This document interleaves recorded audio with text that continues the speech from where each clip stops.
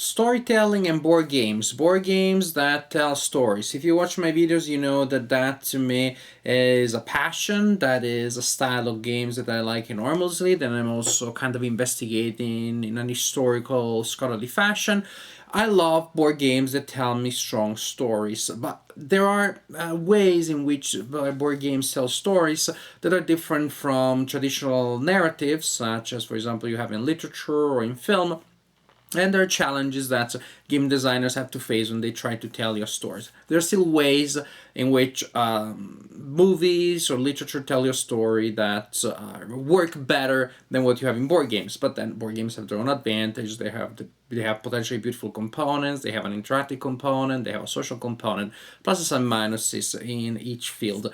The one thing that literature does very well when telling a story is creating a sense of progressive revelation. A literary text unlocks, releases its content gradually, and this is what forms surprises. New characters are added, new things enter the picture, we'll learn new things about the characters, unpredictable things happen, plot twists, etc., etc., etc. The fact that not all elements involved in the story are available to us at the very beginning of the story creates a sense of progression, of progressive revelation, which is one of the joys of literature or storytelling in general, discovering what happens next. Board games have a hard time doing that, even though it can be done to an extent. So you can have, for example, decks of random events, decks of cards with random events that surprise you, and of course now legacy games, Pandemic Legacy and Risk Legacy, have brought that idea to new levels with the idea of components that are literally sealed and will be progressively opened in specific order in a specific way. There's another game now that is working on that idea of really pointing everything on the idea of progressive revelation, of turning a board game into a linear narrative progression with all the advantages, with all the depth, with all the plot twists, with all the surprises of literature, but as we will see also with some drawbacks when you have that progressively revelatory structure applied to a board game. The game that I'm talking about today is Time Stories, and this is the game I was referring to, of course, the game that most uncompromisingly than any other game that I know really attempts to tell your story no matter what the drawbacks may be in applying literary models to board gaming. The topic is time traveling. The players play the role of future agents that travel back in time to protect the timeline. They suspect that in a certain period in time there will be a temporal incident, a distortion, a disturbance in the temporal line, and they're trying to prevent that disruption. They travel kind of like the guy travels in time in Lost. The consciousness travels. I prefer time traveling when you appear naked in a ball of lightning in the past, but that also doesn't work in all settings. Here, you become your consciousness infuses characters, infuses people from the past, and you basically live through them, and you maneuver them as sort of puppets. You become those people and you control them, but you also are being a time agent. And so you investigate your surroundings in which your team has been sent to try to figure out what the source of the possible temporal disruption may be, and you try to prevent it. And the game is fully cooperative, so all players work together as a team of time agents. Let me show you how the game works and how the game really goes the extra mile in ways that I had not seen before in attempting to deliver you a story with the sense of progression and structure that literature and film have.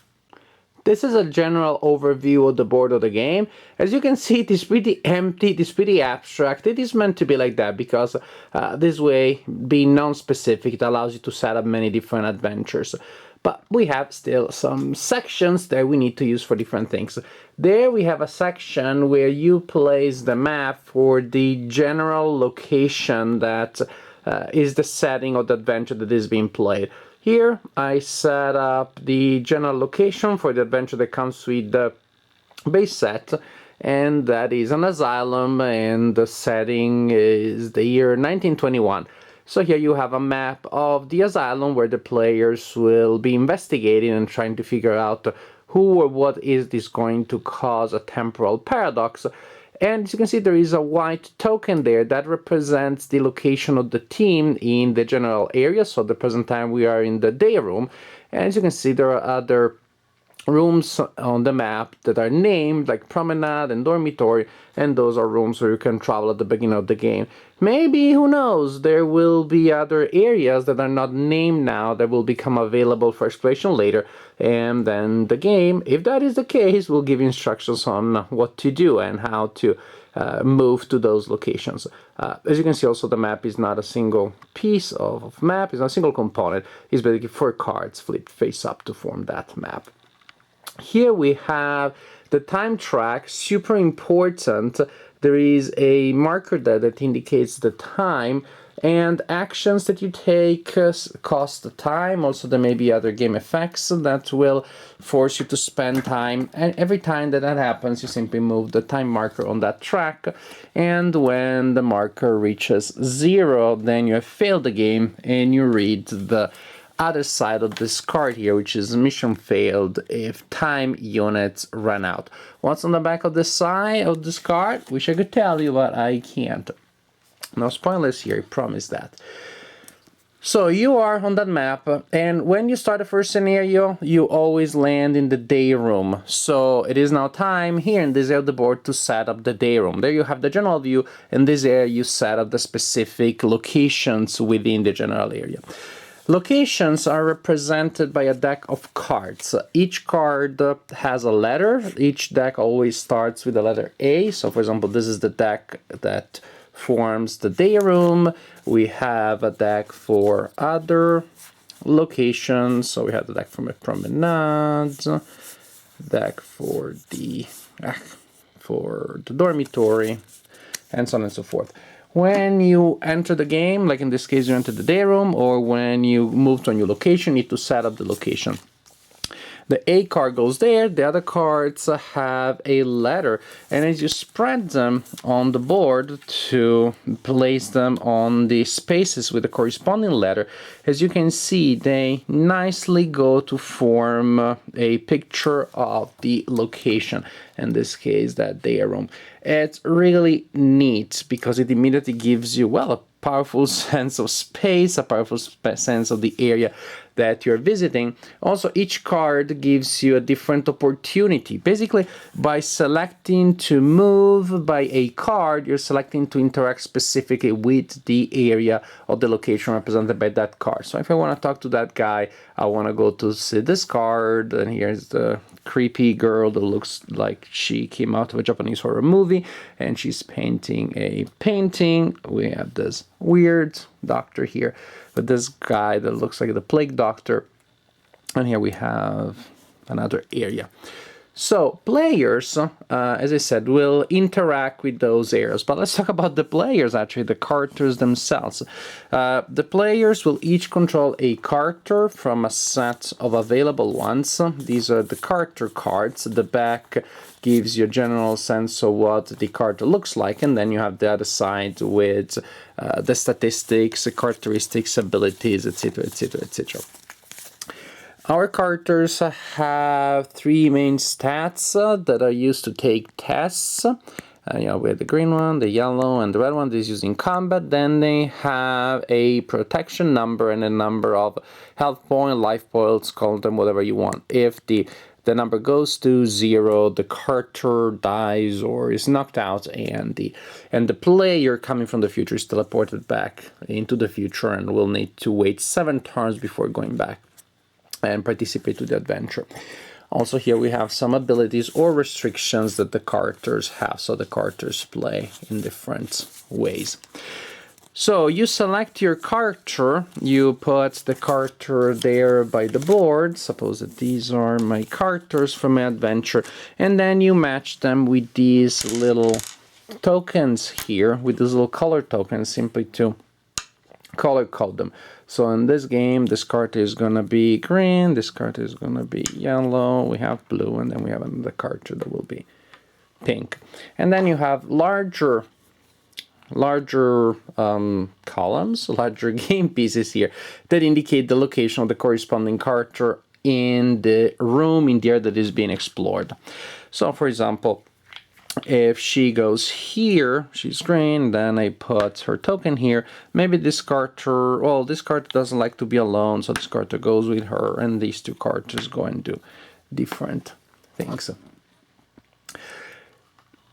So when you enter an area, you place your characters in different locations. Again, remember, you have to think of each card as a location within the area you're exploring.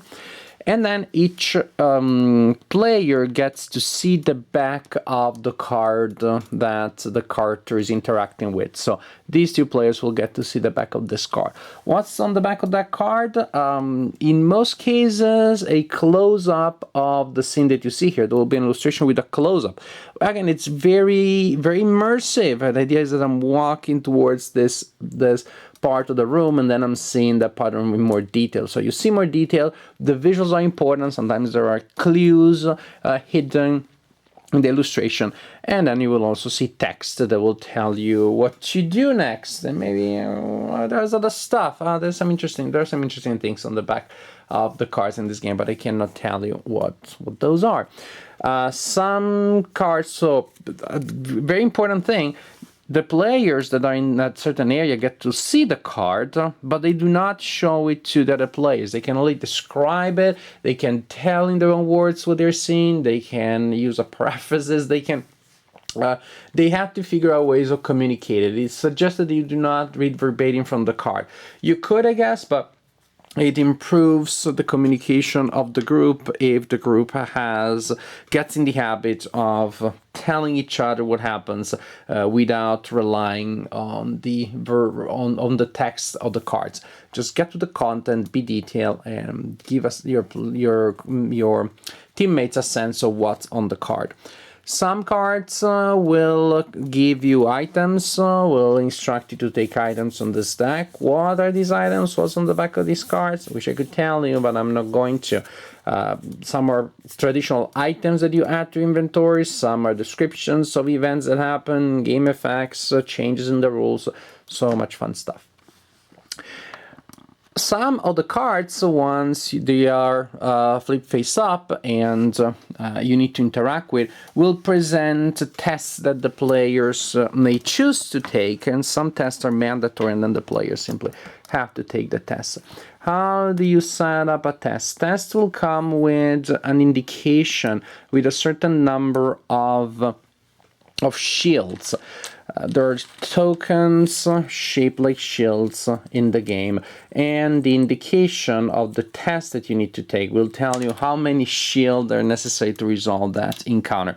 Suppose that we have a test that has 2 empty shields and a shield with a skull. The indication to set up the test also tells you in which order they must be placed. There's a specific order. So you make their piles of these tokens. And then players that are in the area may try to take that test.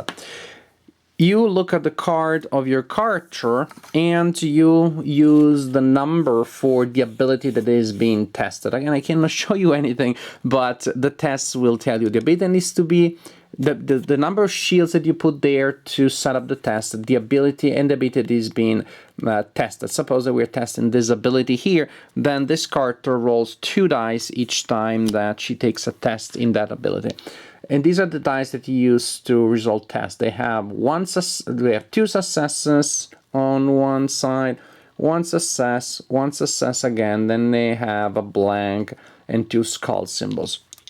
You roll the dice, maybe other game effects apply. Suppose that is my result. For each success that you have, you remove a shield from this area where you set up the test, and you remove a shield for each hit, starting from the left. In this case, I remove these 2 shields, and that's it. As you can see, it may take several turns to resolve a test. It may take the combined effort of several characters.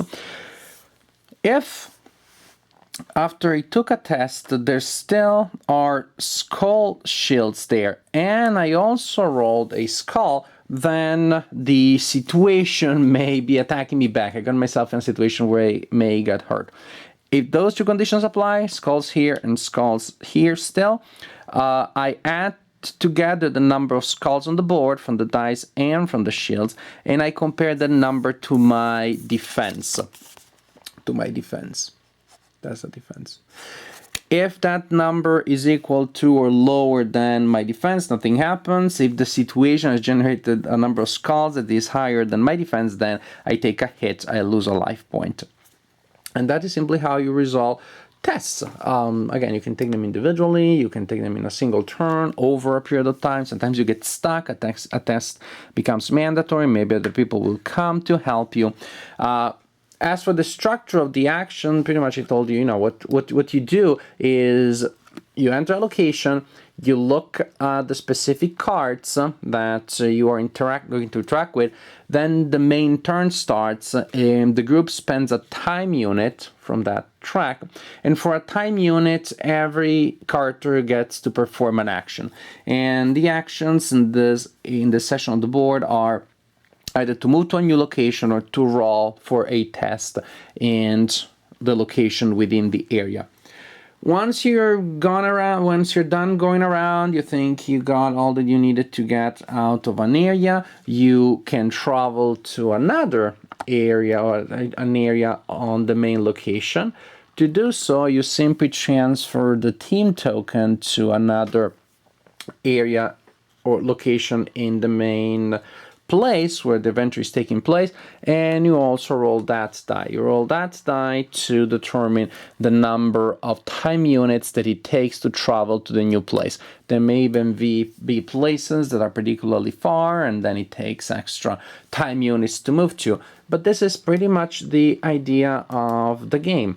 You travel to new locations. Once you travel to a new location in the setting, then you simply put away the present location. You find the deck for the new location. You set it up and you repeat. So this is pretty much the cycle of the game. Enter a location and become familiar with the cards that your pawn representing your character is adjacent to. Take tests and move around in that location, collect items, collect clues, unlock new things. Once you're done in an area, go back there, or I should say, move that to indicate the new area, set up the new area, interact with that one, and continue like this until either you fulfill the requirements of the mission and then you get, yay, mission successful, or you run out of time and read this card. And this is pretty much how the game works, and pretty much all I can tell about this game without giving you any spoilers. So, a game it's very unique. It's very unique. It does have that sense of immersion. It does have that sense of storytelling that you have in other forms of fiction. And this is really like other forms of fiction. This is a movie. This is a novella in board game form. This is the most narratively oriented board game that I've ever played. And mind you, in the last couple of years, we have had games of this kind. I mentioned earlier the legacy games, but also think of scenario books like you have in Imperial Assault, Descent, D&D board games. These scenarios that are linked to one another, Shadows of Brimstone, that are linked to one another and they form a story. Maybe a character is introduced in one scenario that becomes a traitor in the following character or redeems him or herself and becomes a member of the party. You do have this sense of progression through scenarios. And when, for example, you play, a sequence of interlinked games in Shadows of Brimstone, Wrath of Ashardalon, or Descent, you get that sense of progression. And if then you go back and you replay the entire campaign, yes, you know already what happens ahead. I know that this character, next scenario, he's a villain now, next scenario becomes a character that I can choose to play because now he has become a member of the team, he has become a hero. I know those elements, I know the general plot, but the plot, while there and while being a reason for interest, is not the only reason for interest. In those games, exploring, fighting, slashing monsters, turning them into ribbons, fighting against horrors and traps, all of those things are still reasons of interest. There's a balance there between the cognitive pleasure of learning how the plot develops and other types of actions. When that decreases due to the fact that you played the campaign already, the other part remains. Time Stories is unique in the intensity of the adventure for the first time that you played, and of course in the fact that not much, virtually nothing, is left to interest you to make you excited once you play the adventure that comes in this game, and you know what happens. Maybe it will take you more than a game, but I would say that if you play an evening, maybe a long evening, you're gonna go through the one adventure that comes in this game. And one adventure, mind you, there are just so many cards and so many elements that form that adventure. Adventures in this system do take a lot of material to print them, to create the art. I see it's a lot of work. I see how that necessarily brings up the cost of the components, but still, it is one adventure that comes in Time Stories. The game, I think I spent around like $40 to buy it, and I cannot play it anymore. There's no replay value. The replay value is absolutely zero. Yes, maybe, okay, fine, I can go through the adventure again and try to achieve the final result faster with better odds, with different combinations of characters. Kind of like you can reread a mystery novel after you already know the story to appreciate the structure or to see the clues that you ignored the first time, but nobody reads a mystery novel more than twice because that's it. Especially if a mystery novel that was puzzle oriented and the mystery was the big thing.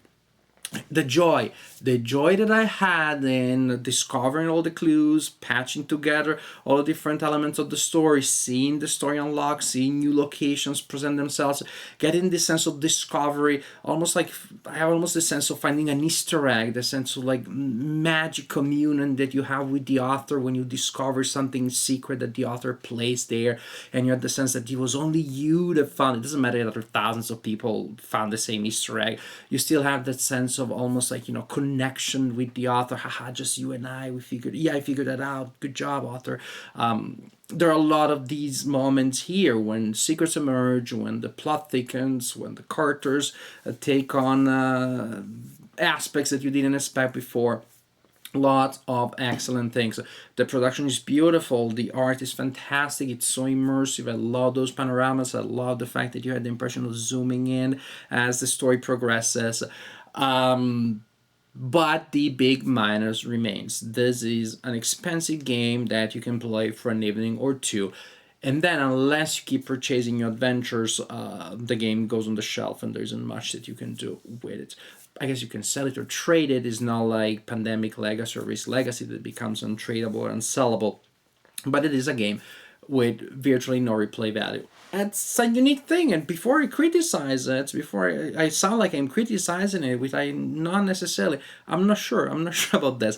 Before I look like I'm criticizing it, I want to specify that I'm simply pointing out to the incredible novelty and incredible bravery of the authors in coming out with author and publisher in coming out with such an incredible, such a powerful story engine that breaks the rules, breaks the conventions of board gaming. It's avant-garde in a sense.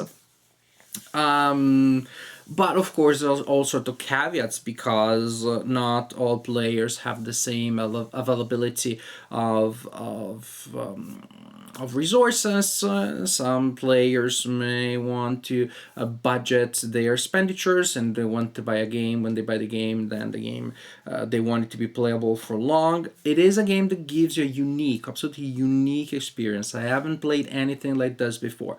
But there's a price to pay, and quite literally, there's a price to pay because the money that you spend it for a one-time ride.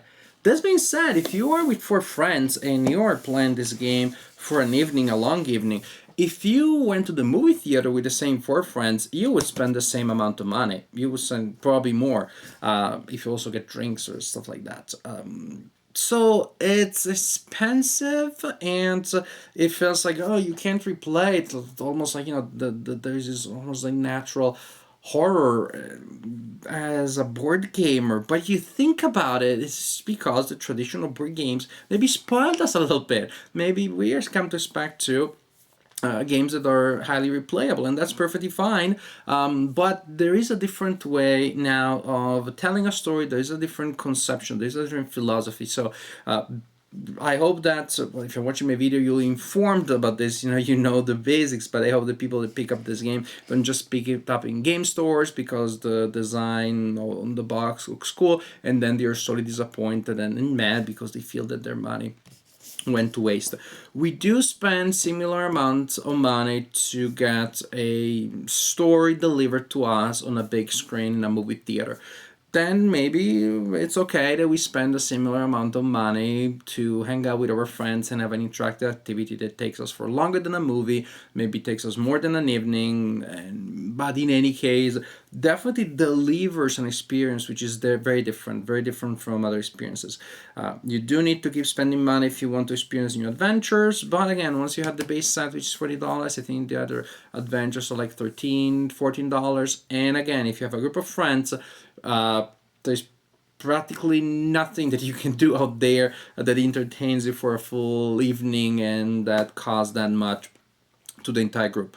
As soon as I say that, people will start listing all the things. But okay, you know what I mean. And if you don't, try to go to a movie theater and you will see. Time Stories. It's a great game, which is a weird avant-garde disruption, not of the timeline, well, that in a sense, of many conventions and many things that we take for granted about what board games are, what board games are supposed to do, and how board games are marketed and acquired, etc., etc., etc. It is the most intense, the most immersive storytelling board game that I've ever experienced. And storytelling maybe is not the right word. Storytelling, we tend to think of the stories, when you have an element and the players create the story. Here they interact with the story, they discover mysteries, they solve puzzles. There's so much fun to be had. But the prize is that the game breaks one of the biggest conventions of board games. It doesn't even try to have a replay value. It says, forget about that. I'm giving you this immensely entertaining thing, and the other thing, you deal with it and you decide what you want to do. Time Stories. I'll definitely actually will. I'm definitely interested in trying more adventures. That was planned. This adventure was really an experience, and well, maybe put together the money with some friends and give it a try if you get a chance, because it's really quite an impressive experience.